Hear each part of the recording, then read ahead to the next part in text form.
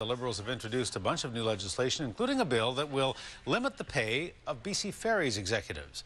Amendments to the Coastal Ferries Act will change the way that the salaries are rolled out to the decision-making staff. This all came after it was revealed BC Ferries head David Hahn is paid $1 million a year, though his salary will not be affected by this. More on the story from A News reporter Louise Hartland. From high-paying salaries to fuel costs, big changes are coming to what we know about the inside workings of BC Ferries.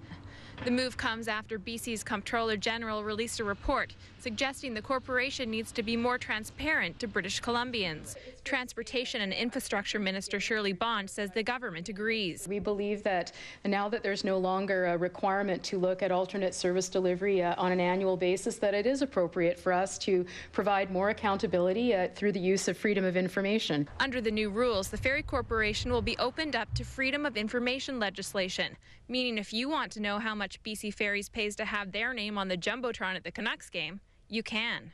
We contacted BC Ferries for a comment. It says since the legislation just passed, it needs time to review the changes and declined our request for an interview at this time. If BC Ferries hires a new top executive or board member, the government says the law will make sure that person is paid an amount comparable to someone working in the public sector. Something that's been an issue before. Revelations that Ferries CEO David Hahn receives a paycheck of $1 million a year prompted public outcry. That's almost double the pay of most Crown executives. But as Hahn told A News last fall, he thinks he's worth it. BC Ferries as a Crown corporation was an unmitigated failure. I think you just have to look at the results, which are quite substantial. So good value for money. That's a good way of putting it. The legislation caps the salaries of current ferry execs, and their paychecks won't be changing. It is important to honor the commitments that were made. So we need to be clear that current executives in their current positions will retain the agreements that they have in place. Ferry users could also be affected by a cap.